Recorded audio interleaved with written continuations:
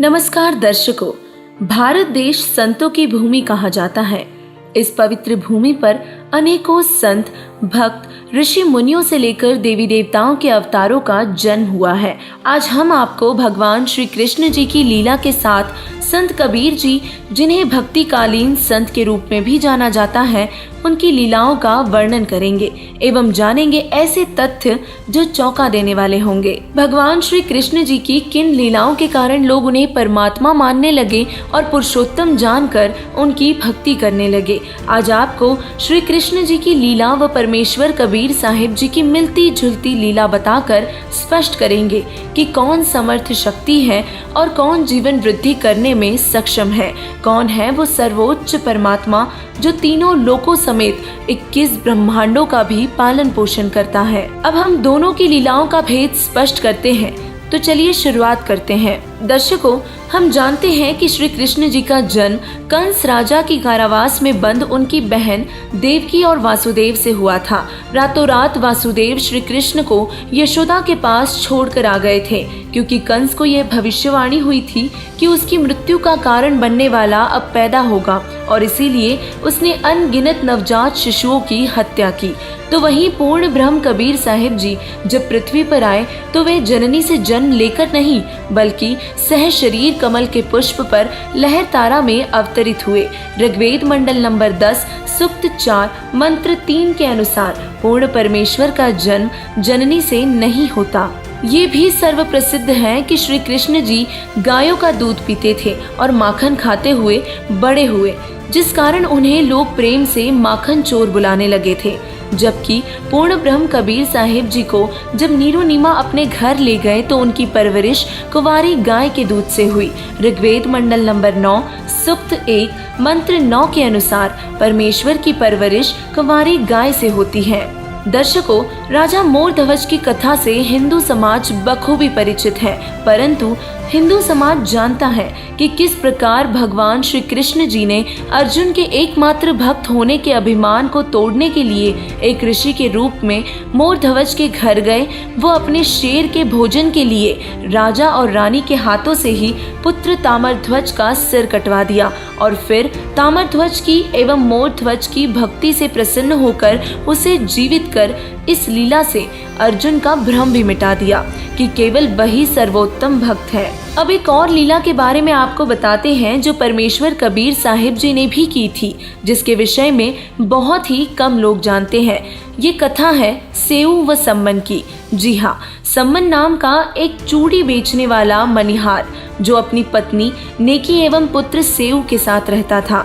वह इतना निर्धन था कि कई बार वे सपरिवार भूखे ही सो जाया करते थे, किंतु वे अपने पूज्य गुरुदेव कबीर साहिब जी के परम भक्त थे। एक दिन कबीर साहिब जी अपने 2 भक्तों के साथ सम्मन के घर पर पधारे और कबीर साहिब जी कमाल का सेवा को लेकर अभिमान तोड़ना चाहते थे।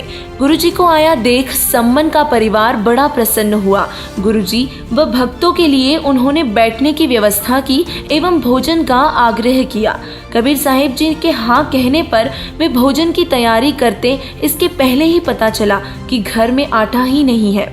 नेकी आस पड़ोस में उधार लेने गई, किंतु उसे नहीं मिला। क्योंकि वे भक्त थे, इसलिए ये जानते थे कि संतों के भूखे जाने से नगरी उजड़ जाती है।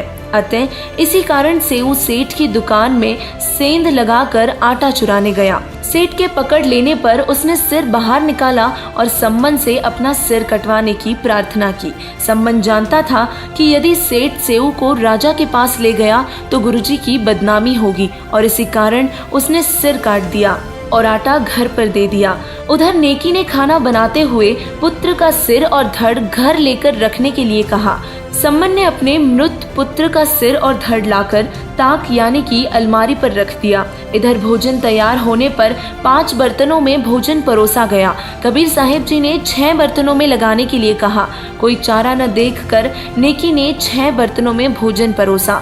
कबीर साहिब जी ने सेऊ को भोजन करने के लिए आवाज लगाई और सेऊ भीतर से दौड़ता हुआ आ गया, जिसकी गर्दन पर कटने का निशान भी नहीं था। सम्मन ने भीतर जाकर देखा तो ताक पर मात्र रक्त के छींटे पड़े थे। जगत गुरु तत्वदर्शी संत रामपाल जी महाराज जी ने भगवान श्री कृष्ण जी की लीला व कबीर परमेश्वर जी की लीला में भिन्नता बताते हुए दर्शाया है कि भगवान श्री कृष्ण जी ने मोरध्वज के पुत्र ताम्रध्वज को आरे से कटवाकर जीवित कर दिया, लेकिन उन्हें मोक्ष नहीं दे पाए। जिसका जीवन शेष हो उसे मारकर जीवित करना शक्ति युक्त महापुरुषों के लिए आसान होता है, किंतु जिसकी आयु खत्म हो उसे जीवित करना केवल पूर्ण परमेश्वर के हाथों होता है। जिस समय कृष्ण जी के एकमात्र भांजों एवं पांडवों के अंतिम वंश अभिमन्यु की मृत्यु हुई थी, तब वे उसे जीवित आखिर क्यों नहीं कर सके थे। वहीं दूसरी तरफ परमेश्वर कबीर जी ने सेऊ को जीवित किया, मृत्यु लड़के कमाल को जीवित किया, कमाली नाम की मृत्यु लड़की को जीवित किया। स्वामी रामानंद जी का सिर सिकंदर लोधी द्वारा काट देने पर भी उन्हें जीवन दान दिया। कृष्ण जी त्रिलोकीनाथ भगवान विष्णु का अवतार थे, जिन्हें राम अवतार में बाली को धोखे से मारा था और उसी बाली वाली आत्मा ने कृष्ण से कर्म का बदला लेने के लिए शिकारी के रूप में तीर मारा और अपने ही कर्मों की सजा के फलस्वरूप कृष्ण जी की मृत्यु हुई। तो वही पूर्ण ब्रह्म कबीर साहिब जी, जो सभी ब्रह्मांडों के रचनहार एवं पालनहार हैं, वे सभी पंडितों, ज्योतिषियों और अनेकों शिष्य हिंदू एवं मुस्लिम समाज के साथ साथ राजा बीर सिंह बघेल और बिजली खान पठान के सामने सहशरीर अपने निजी निवास स्थान सतलोक चले गए और एक भयंकर युद्ध को भी टाल गए, क्योंकि दोनों धर्म के लोग कबीर साहिब जी का अंतिम संस्कार अपने तरीके से करना चाहते थे। तब कबीर साहिब जी ने सभी को युद्ध ना करने की चेतावनी दी एवं जो कुछ मिले उसे आधा आधा बांटने के सख्त आदेश दिए और इसी तरह एक बड़ा गृह युद्ध टला। अपने कर्म स्वरूप मृत्यु को श्री कृष्ण जी नहीं टाल पाए। दुर्वासा ऋषि के श्राप से मर रहे 56 करोड़ यादवों को कृष्ण नहीं बचा पाए थे तथा मृत्यु से पूर्व पांडवों को पाप के कारण हिमालय जाकर तप करने और शरीर गलाने के लिए कहा। तो वही पूर्ण परमेश्वर कबीर साहिब जी ने अनेकों कर्म बंधन एवं पाप नष्ट किए हैं, लोगों को रोग मुक्त किया, जिनमें सिकंदर लोधी, जिसे जलन का भयंकर रोग था, शामिल है। कबीर साहिब जी ने सद्भक्ति दी एवं अनेकों जीवों को पार किया। वेदों में लिखा है कि पूर्ण परमेश्वर बंधन मुक्त करता है एवं घोर से घोर पापों का भी नाश करता है और इसीलिए वह बंदी छोड़ है। उन्हीं परमेश्वर कबीर साहिब जी की सद्भक्ति करने से ही साधक पूर्ण मोक्ष प्राप्त कर सकता है और वर्तमान में केवल जगत गुरु तत्वदर्शी संत रामपाल जी महाराज जी ही वो सद्भक्ति दे रहे हैं, जिससे साधक जन्म और मृत्यु के रोग से छुटकारा पा सकता है और अमरधाम सतलोक में स्थायी निवास प्राप्त कर सकता है। तो देरी ना करें और संत रामपाल जी महाराज जी की शरण में आए और अपना कल्याण करवाए। धन्यवाद।